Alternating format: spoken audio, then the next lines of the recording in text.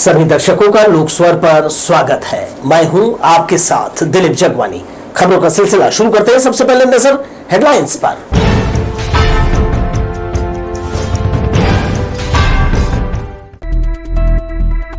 RSS प्रमुख मोहन भागवत का नगर आगमन, चप्पे चप्पे पर सुरक्षा के कड़े बंदोबस्त। फाइल में अटके ट्रांसफार्मर, ताले में बंद करोड़ों की खेल सुविधाएं बन गई शोपीस। टैरिफ के असर से अमेरिका के लिए डाक सेवाओं में कटौती, ग्राहकों की मुश्किल बढ़ी। आइए खबरें देख लेते हैं विस्तार से।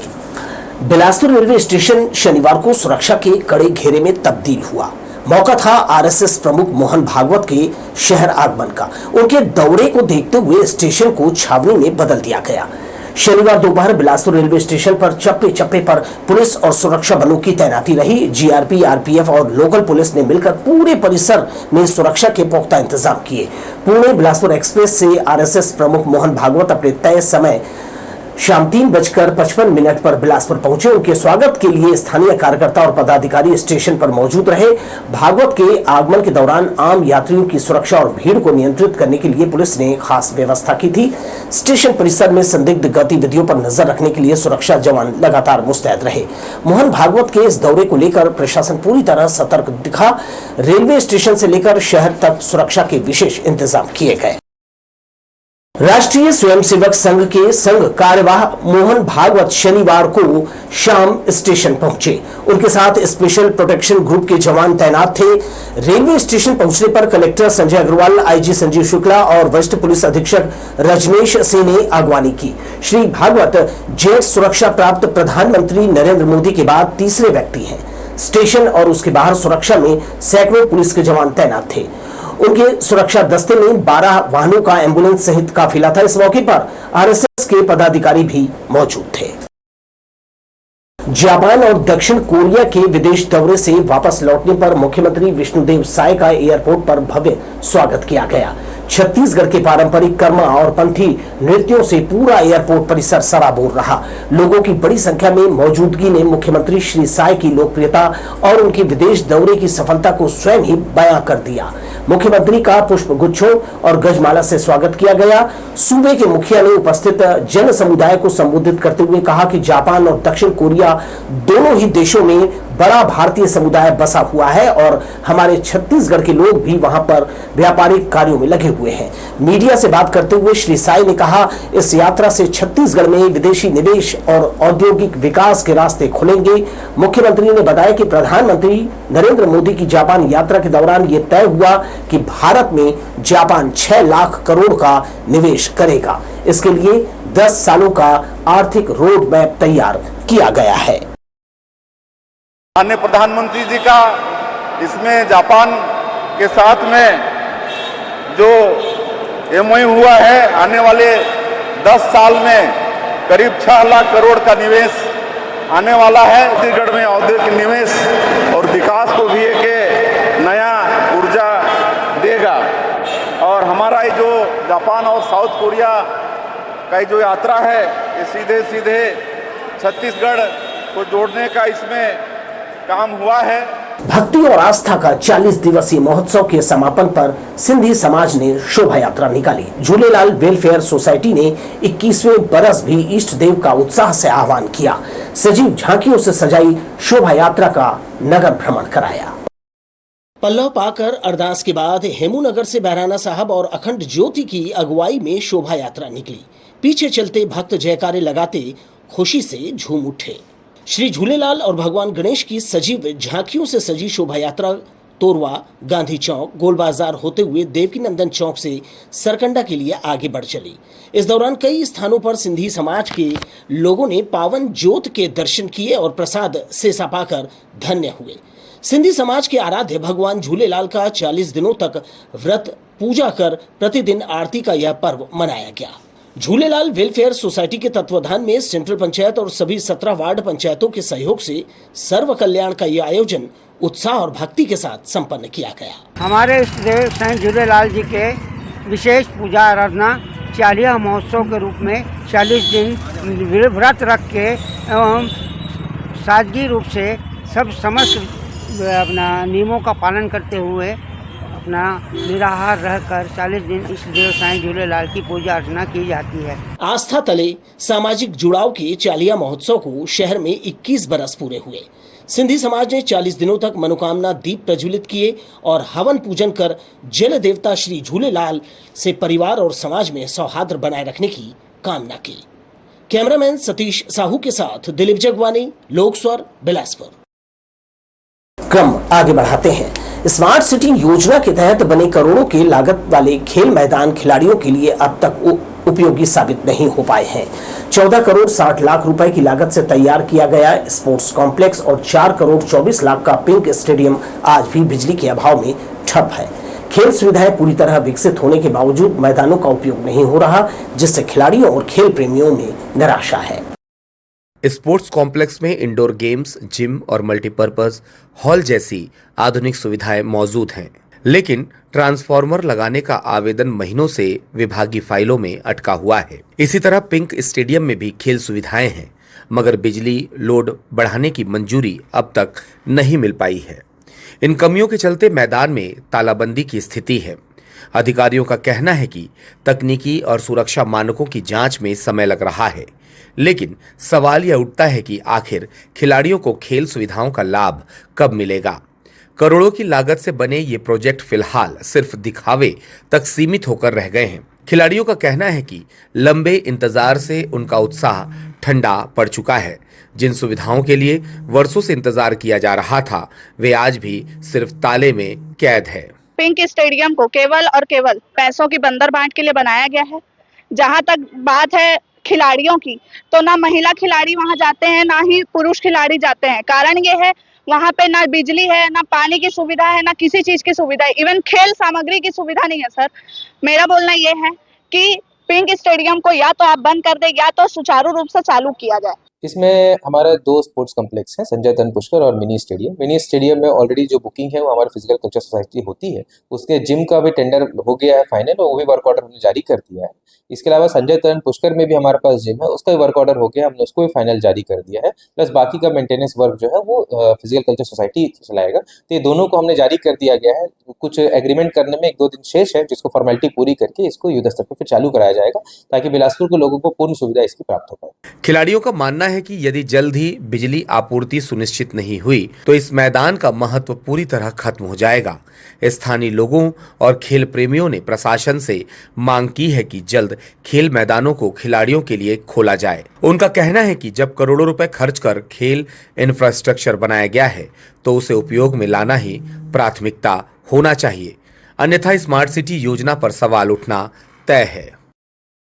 कैमरा पर्सन मयंक सिंह छत्री के साथ आशीष मौर्य, लोक स्वर, बिलासपुर। यातायात पुलिस ने पिकनिक, सामूहिक भोज और प्राकृतिक स्थलों पर घूमने जाने वाले वाहन चालकों को लेकर बड़ा संदेश जारी किया है। सड़क दुर्घटनाओं को देखते हुए पुलिस ने साफ कहा कि नशे की हालत में गाड़ी चलाने वालों पर अब सख्त कार्यवाही होगी।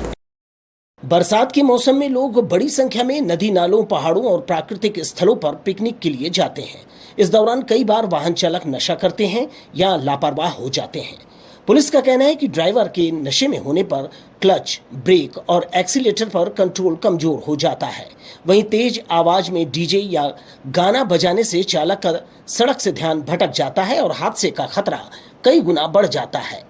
यातायात पुलिस ने यह भी कहा है कि रात में जागना, थकान या अनिद्रा की स्थिति में भी वाहन चलाना जानलेवा साबित हो सकता है। युवाओं और विद्यार्थियों को विशेष रूप से चेतावनी दी गई है कि पिकनिक के दौरान किसी भी स्थिति में लापरवाही न बरतें। बिलासपुर और आसपास के दर्शनीय स्थलों जैसे कोरी डैम और अपानी झील, nature camp, Sipat, Khutaghat dam, Boir Padav, झरना, महामाया मंदिर, रतनपुर और मल्हार में सबसे ज्यादा भीड़ जुटती है। इन जगहों पर पुलिस लगातार गश्त और अभियान चला रही है ताकि दुर्घटनाओं को रोका जा सके। गाड़ियों में विभिन्न प्रकार के साउंड सिस्टम का भी उपयोग करते हैं और खुद भी जो है मनोरंजन वाला स्थिति में होते हैं, और साथ ही ड्राइवर को भी अपने साथ समेट लेते हैं और ड्राइवर भी अपने ध्यान को केंद्रित नहीं कर पाता ऐसे मनोरंजनात्मक माहौल में, और कई बार सड़क दुर्घटनाओं का कारण बनता है। इसके लिए लगातार हमारे यातायात पुलिस के द्वारा और जिला पुलिस के द्वारा लगातार अभियान चलाकर लोगों को जागरूक करने का प्रयास किया जा रहा है।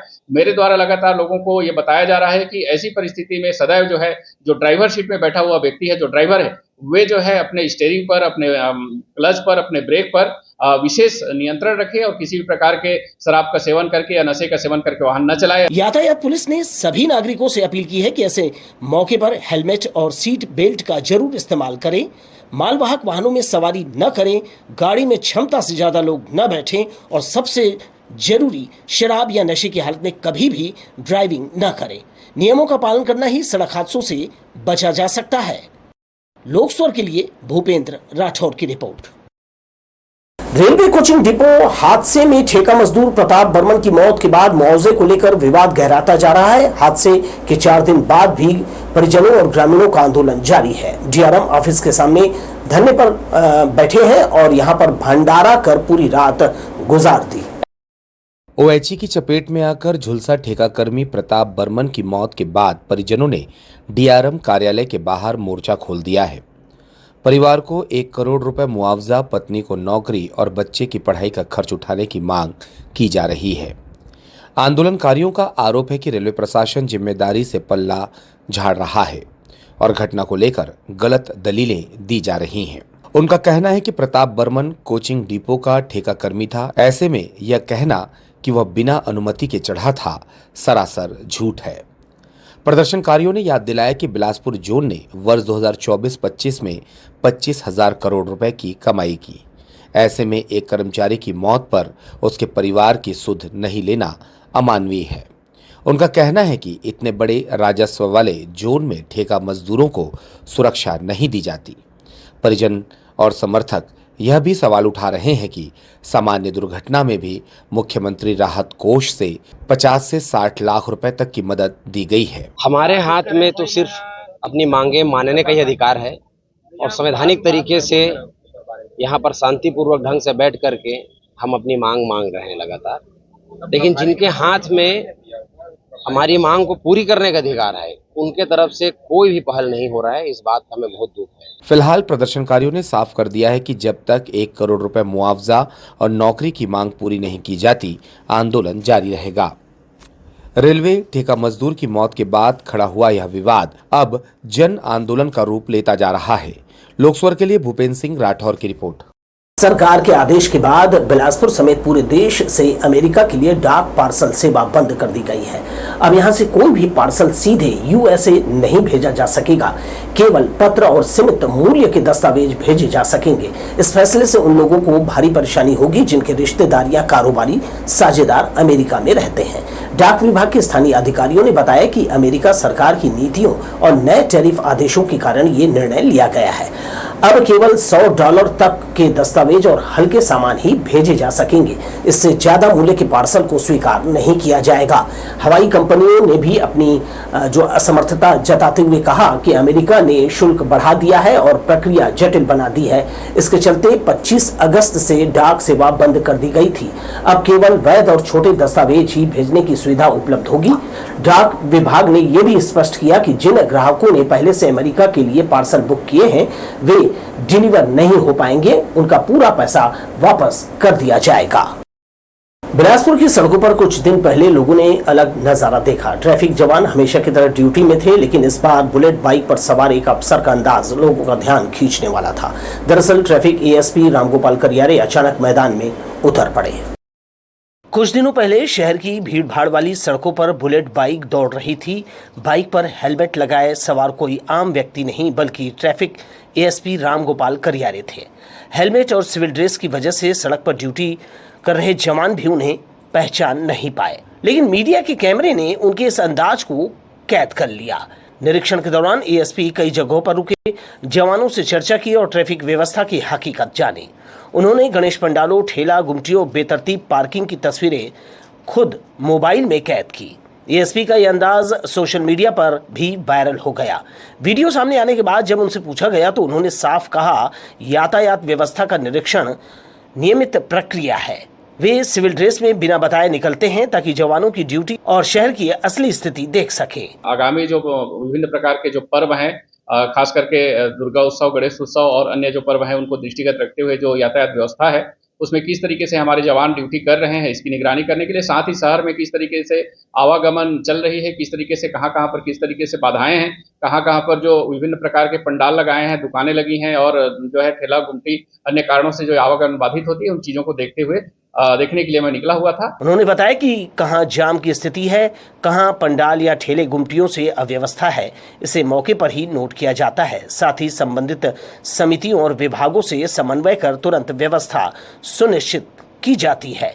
वीडियो वायरल होना अलग बात है, लेकिन मकसद केवल जनता की परेशानी कम करना है। जहाँ पर मेरे को और जो है सुधार की आवश्यकता पड़ी है, उसके लिए यहाँ पर आकर के सभी जो हमारे यातायात की जो टीम है उन्हें ब्रीफिंग किया गया है कि जहाँ पर जो कमियां हैं उसको तत्काल सुधार लें, और साथ ही जो विभिन्न प्रकार के जो समितियां हैं जिनके द्वारा पंडाल या टेंट लगाई गई है, उन समितियों से साथ समन्वय करके तत्काल वहां पर व्यवस्था सुनिश्चित किया जाए। साथ ही विभिन्न विभाग हैं, जो संबंधित विभाग हैं, जो इस समस्त जो पर्व के दौरान फील्ड पर काम करेंगे, उनसे समन्वय स्थापित करके उनके साथ भी आवश्यक चर्चा की गई है, ताकि आम जनता को इस पर्व के दौरान कहीं पर भी चलने के दौरान यातायात या आवागमन बाधा की स्थिति निर्मित न हो। जहाँ आवागमन का ज्यादा दबाव रहता है, उन जगहों पर विशेष जो है व्यवस्था सुनिश्चित की गई। एएसपी के इस अंदाज को शहरवासियों ने खूब सराहा। लोगों का कहना है कि अगर अफसर इसी तरह अचानक मैदान में उतरे तो ट्रैफिक व्यवस्था और बेहतर की जा सकती है। यानी बुलेट पर सवार होकर एएसपी का ये निरीक्षण न सिर्फ जवानों की असली ड्यूटी का हाल बताता है, यानी बुलेट पर सवार होकर एएसपी का ये निरीक्षण न सिर्फ जवानों की ड्यूटी का हाल बताता है, बल्कि त्योहारों के दौरान शहर की ट्रैफिक व्यवस्था सुधारने में भी मददगार साबित हो सकता है। लोकस्वर के लिए भूपेंद्र राठौर की report. Bilaspur zonal station GRP को नया थाना प्रभारी मिल गया है। इंस्पेक्टर राकेश वर्मा ने शनिवार को पदभार संभाला। सहायक निरीक्षक डीएन श्रीवास्तव के स्थानांतरण के बाद जीआरपी की कमान अब इंस्पेक्टर राकेश वर्मा के हाथों में है। बलौदा बाजार निवासी वर्मा 2013 बैच के सब इंस्पेक्टर हैं। पदोन्नति के बाद वे कोरिया जिले में थाना प्रभारी और उसके बाद पुलिस मुख्यालय रायगढ़ जीआरपी में सेवाएं दे चुके हैं। नई जिम्मेदारी संभालते हुए उन्होंने साफ कहा कि उनकी प्राथमिकता रेलवे अपराध पर अंकुश लगाना है। प्लेटफॉर्म और ट्रेनों में हो रही चोरी, सक्रिय गैंग और मादक पदार्थों की तस्करी पर सख्त कार्यवाही की जाएगी। नए जीआरपी प्रभारी ने यात्रियों की सुरक्षा और रेलवे परिसर को अपराध मुक्त बनाने को अपनी सर्वोच्च प्राथमिकता बताया है। उसलापुर के शासकीय मिडिल स्कूल में बच्चों के दांतों की जांच करने शिविर लगाया गया, जिसमें ज्यादातर बच्चों के दांत खराब होने का मामला सामने आया है। डॉक्टरों ने उन्हें गोली दवाइयों के साथ मुंह की सफाई के लिए सावधानी बरतने की चेतावनी दी है। बच्चों में चॉकलेट के अलावा तंबाकू गुटखा खाने की बातें भी सामने आई। उसलापुर के सरकारी मिडिल स्कूल में बच्चों के दांतों की जांच करने के लिए शिविर का आयोजन किया गया। जांच के बाद ज्यादातर बच्चों में दांत खराब होना पाया। यह अभी शुरुआती स्तर पर है। बच्चों में कम उम्र में ही पान, गुटखा, तंबाकू गुड़ाखू करने की बातें सामने आई है। आज दांत का शिविर लगा हुआ है और बच्चे लोग का बहुत लोगों का दांत बहुत खराब हो चुका है, तो दांत की समस्या को देखते हुए हम लोग सिविल को बुलाकर यहाँ पर पूरा जांच करा जा रहे हैं हम लोग। हाँ, हर बच्चे की शिकायत है बच्चों में दांत में सड़न की शिकायत है। कोई बच्चा अचानक गुटखा भी खा रहा है, इसका भी खराब हो रहा है। इस समस्या को देखते हुए हम लोग सिविल बुलाया गया है दांत का और जांच जारी है। पूछने पर पता लगा कुछ बच्चे चॉकलेट ज्यादा खाते हैं। उन्हें मुंह और दांतों की सफाई रखने के बारे में डॉक्टरों ने उपाय और सतर्क रहने के लिए कहा है। विशेषज्ञों का कहना है कि बचपन में दांतों के खराब होने से उसका दुष्प्रभाव मस्तिष्क पर पड़ता है, इसलिए सावधानी जरूरी है। लोकस्वर के लिए कैमरामैन सतीश साहू के साथ किशोर श्रीवास्तव की रिपोर्ट। सिविल लाइन पुलिस ने कोलाहल अधिनियम का उल्लंघन करने पर डीजे धुमाल संचालक के खिलाफ सख्त कार्यवाही की है। तखतपुर निवासी सुजल मिरी को तेज आवाज में डीजे बजाने पर पकड़ा। पुलिस ने उसके वाहन सहित पूरा साउंड सिस्टम जब्त किया है। मामला मगरपाड़ा चौक के पास का है। मामले में डीजे संचालक सुजल मिरी के खिलाफ कोलाहल अधिनियम के तहत कार्यवाही की है। तालापारा इलाके में जुआ खेल रहे 11 युवकों को सिविल लाइन पुलिस ने धर दबोचा। सूचना के आधार पर मौके पर पहुंची पुलिस ने बजरंग चौक पर खुलेआम जुआ खेल रहे जुआरियों को घेराबंदी कर पकड़ा। इनसे 52,000 रुपए नगद, 4 मोटरसाइकिल, 9 मोबाइल और ताश की गड्डी जब्त की गई। गिरफ्तार आरोपी तालापारा, संजय नगर, यदुनंदन नगर और विद्यानगर के निवासी हैं। सभी के खिलाफ प्रतिषेध अधिनियम के तहत कार्यवाही की गई है। पीपल चौक के पास में एक जुए की सूचना मिली थी, जिसमें रेड कार्रवाई की गई, जिसमें से 11 जुआरी पकड़े गए हैं। 52,000 नगद, 4 मोटरसाइकिल एवं 9 मोबाइल जब्त कर जो एक्ट के तहत कार्रवाई की गई है। इधर जिले के लगभग 50,000 किसानों का एग्रीटेक ऐप में पंजीयन नहीं हो सका है। पता चला है कि संयुक्त खाते और आधार कार्ड में गलती होने के कारण ऐसा हो रहा है। पंजीयन के से जो है वंचित होने वाले किसानों की धान खरीदी नहीं हो पाएगी। इसके लिए बैंक ने मुख्यालय से मार्गदर्शन मांगा है। संयुक्त खातेदार होने के कारण जिले के लगभग 50,000 किसानों का केंद्रीय सहकारी बैंक में पंजीयन नहीं हो सका है। ऐसे भी किसान हैं जिनकी दूसरे जिलों में भी खेती की जमीनें हैं। किसानों के आधार कार्ड में तकनीकी गलती होने के कारण वे भी एग्रीटेक ऐप में पंजीयन से वंचित हैं। ऐसे किसानों का पंजीयन के बिना धान नहीं लिया जाएगा। जब किसान धान काटेंगे तब असल परेशानी सामने आ सकती है। एक एग्रीटेक पोर्टल है जिसमें हर किसान का पंजीयन होना अनिवार्य है। बिलासपुर जिले में 1,25,000 धान बेचने वाले किसान हैं, जिसमें से लगभग 90% किसानों का हो गया है। 10% जो किसान बचे हैं उनका कुछ टेक्निकल प्रॉब्लम है, कुछ पोर्टल में कुछ टेक्निकल इशू वाला करके वो नहीं ले रहा है, तो शासन लेवल पे इंडिकेट कर दिया गया है, लेटर यहाँ से चला गया है। जैसे वहाँ से इशू सॉल्व होता है इनका पंजीयन हो जाएगा। पंजीयन से वंचित होने वाले किसानों का मामला बैंक ने रायपुर भेज दिया है। वहां से समस्या के संबंध में क्या करना है इसके बारे में मार्गदर्शन मांगा गया है। इस मामले में जब तक कोई फैसला नहीं होता तब तक हजारों किसानों का मामला अधर में है।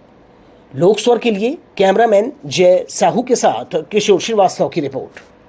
बिजली कर्मचारी महासंघ ने कलेक्टर को ज्ञापन सौंपकर पुरानी पेंशन योजना लागू करने की मांग की है। संघ ने संविदा कर्मचारियों को शीघ्र नियमित करने के लिए कहा है।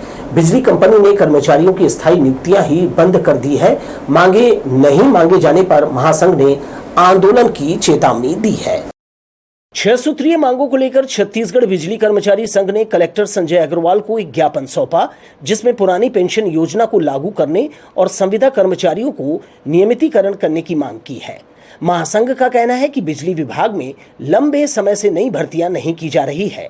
इससे बिजली कंपनी को निजीकरण की ओर धकेला जा रहा है। जैसा राज्य सरकार ने अपने सारे कर्मचारियों को 1/4/2004 के बाद जितने कर्मचारी हैं सबको ओपीएस का लाभ दे दिया है। पुरानी पेंशन लागू करना हमारा मुख्य मांग है इसमें, और उसमें पूर्ववर्ती जो सरकार थी उसमें माननीय मुख्यमंत्री ने सैद्धांतिक सहमति भी दी थी और उसका पत्र भी जारी किया था, किंतु तब से लेके अभी तक जो प्रबंधन है वो टाल मटोल कर रहा है और पुरानी पेंशन अभी तक लागू नहीं हुई है। दूसरी, जैसा कि आप जान रहे हैं, विद्युत व्यवस्था चरमराई हुई है। मांग पत्र में कहा गया है कि helper, cleaner, lineman, supervisor, meter reader के पद को ही समाप्त कर दिया गया है। घरों में बिजली सुधारने, शिकायत दूर करने का काम ठेके पर दे दिया गया है। नया मीटर, तार, खंबा, ट्रांसफार्मर लगाने का काम पहले से ही ठेके पर है। संघ ने मांगे नहीं माने जाने पर आंदोलन करने की बात कही है। लोकस्वर के लिए कैमरामैन जय साहू के साथ किशोर श्रीवास्तव की रिपोर्ट।